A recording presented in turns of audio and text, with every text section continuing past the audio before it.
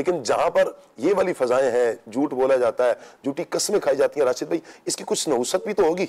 झूठी कस्में खाकर माल में भेज दिया जाता है। मैं चाहूंगा कि इसकी नहुसत पर कुछ आप बताएं, ताकि दिल बस आज हम उठे मदी चैनल का ये प्रोग्राम देखें, आज ये ताजिर देख रहे हो तो वो नियत करके उठेंगे बस इंशाअल्लाह अब हम सच्ची तिजारत करेंगे, वो तिजारत करेंगे जो अल्लाह को पसंद है, अल्लाह के रसूल सल्लल्लाहु अलैहि वसल्लम को पसंद है।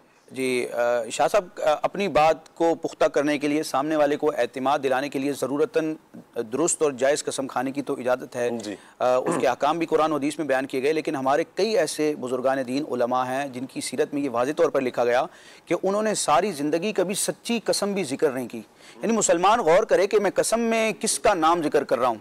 उमूमन रब तबारक व तआला का नाम ही जिक्र किया जाता है, उसकी सिफ़ात का जिक्र होता है जो शरई कसम होती है, और जो दुरुस्त तरीका भी है कि अल्लाह की कसम जिक्र की जाए। यानी आप किसी बात पर अल्लाह की कसम जिक्र कर रहे हैं और आपको पता है कि ये जिस बात पर अल्लाह का नाम ले रहा हूँ वो बात ही झूठी है। यानी अगर सिर्फ इस पॉइंट ऑफ व्यू से देखा जाए तो इसका कितना सख्त शरई हुक्म है कि बंदे को पता है कि मैं खिलाफे वाक़े बात कर रहा हूँ, झूठ बोल रहा हूँ, धोखा दे रहा हूँ और उस पर अल्लाह के नाम की मैं कसम जिक्र कर रहा हूँ, तो उसका शदीद हुक्म है। उसकी नहुसत क्या होती है? हमारे बुजुर्गान दीन सच्ची कसम से भी इज्तिनाब करते और बचते थे कि अल्लाह का नाम इस तरह की गुफ्तगू में हम इस्तेमाल ना करें। तो यहाँ तो मतलब वो एक बाजों का तकिया कलाम होता है, वो बस वो कसम खा रहे होते हैं। और जो इस तरह कसरत से करता है ना, कसम का तो मकसद ये था कि सामने वाले को एतमाद हो, लेकिन हर बात में आप कसम खाएंगे और डंडी मारेंगे और सामने वाले को पता चल जाएगा, सब घास तो कोई भी नहीं खाते, सब वही रोटी खाते हैं जो आप खाते हैं। जब पता चल जाता है कि ये हमारे साथ फ्रॉड कर रहा है तो वो कसम का एतबार भी खत्म हो जाता है, आपका इमेज भी गिर जाता है। तो अल्लाह पाक हमें महफूज फरमाए। झूठी कसम तो वो है कि रिवायात में आता है कि वो घरों को वीरान कर देती है। मैं एक दो रिवायात जिक्र करता हूं कि झूठी कसम जो है वो रब तबारक व तआला के गजब को किस तरह उभारती है और बरकत को किस तरह खत्म करती है।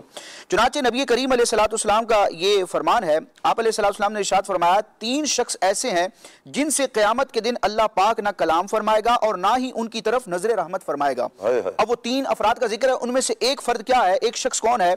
फरमाया उनमें से एक वो है जो किसी सामान पर कसम खाए कि मुझे पहले इससे ज्यादा कीमत मिल रही थी, हालांकि वो झूठा हो। यानी ग्राहक आया और उसको आपने कोई रेट बताया और वो कम करवाना चाह रहा है, तो आप उसको कहेंगे कि नहीं, इससे तो ज्यादा रेट मुझे मिल रहा था पहले, मैंने उसको नहीं बेचा तो तुम्हें कैसे बेचूंगा। यानी इस तरह का होता है। अच्छा, फिर ये चीज ग्राहक की तरफ से भी होती है।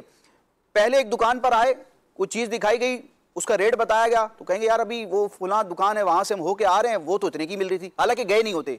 और अगर गए भी होते हैं तो वो रेट या उससे ज्यादा होता है या उसके बराबर होता है। लेकिन ग्राहक भी बाजू का झूठ बोलता है सामने वाले दुकानदार को धोखा दही के लिए कि ये रेट कम करे कि भाई ये तो इतने में मिल रही है। तो जानिबैन से इस्लाम का हुस्न ये है कि तालीमात, अगर शोहर का हक है तो बीवी का हक है, औलाद का हक है तो बाप का हक है, तो दोनों तरफ से ही जब हुकूक की अदायगी होगी और एक दूसरे के हुकूक का एहतराम होगा तो फिर माशरा जो है ना अच्छे अंदाज में आगे चल सकेगा। यहां पर शाह साहब एक और मैं बात करना चाहूंगा, ग्राहक जब आता है तो अब जिसको कहते हैं ना वो बार्गेनिंग करना, यानी रेट कम करवाना, भाव कम करवाना, तो ये एक तरीका है और शरीयत ने इसको महमूद रखा है, इसकी इजाजत भी मौजूद है। तो ये जो ग्राहक आ रहा है इसका एक अखलाकी बुनियादी हक है कि वो चीज की जो कीमत है वो कम करवाए। अब ऐसा नहीं है कि 1000 रुपए की चीज और कहे कि मुझे 100 में दे दो, ये भी ज्यादती हो जाएगी। यानी एक माकूल समझ में आने वाली कि कुछ ना कुछ रेट कम करवाया जाता है। लेकिन बाज जो दुकानदार होते हैं, ताजिर होते हैं, उनका रवैया बड़ा अजीबो गरीब होता है जी, आंखें सर पर रख लेते हैं वो। हाँ, अब ग्राहक आया, उसको आपने कोई चीज दिखाई, जैसे ही उसने रेट कम करवाने की बात की, सबसे पहले माथे पर शिकन आएगा, उसके बाद चेहरे का थोड़ा रंग मुतगय्यर होगा, फिर अल्फाज और लहजे में तलखी आएगी और फिर एक नौबत ऐसी आती है कि वो चीज फौरन हटा लेते हैं, कहते जाओ यार जहां से मिलता है ना वहां से ले लो। अच्छा, वो कहते चलो आपने जितने की कही थी मैं इतने की लेता हूं, नहीं आपको नहीं देना, ऐसे जिद्दी भी होते हैं। तो ये मैं समझता हूं कि ऐसा ताजिर या ऐसा दुकानदार माज़अल्लाह रब तबारक व तआला की नेमत की एक एतबार से नाकदरी कर रहा है, क्योंकि ये जो ग्राहक आया ना ये आप तक रिस्क पहुंचने का सबब बना है। अल्लाह तबारक व तआला की नेमत समझना चाहिए ग्राहक को कि ये आ रहा है, ये चीज खरीदेगा तो मेरे रिस्क में इजाफा होगा। अल्लाह तबारक व तआला ने मेरी रोजी का इसको एक तरह से जरिया बनाया है। तो इस तरह की नाकदरियां करने वाले भी होते हैं। फिर दिल आजारी का मामला, फिर बाद वक़्त ऐसे जुमले कहते हैं कि सामने वाले की हद तक इज्जत हो रही होती है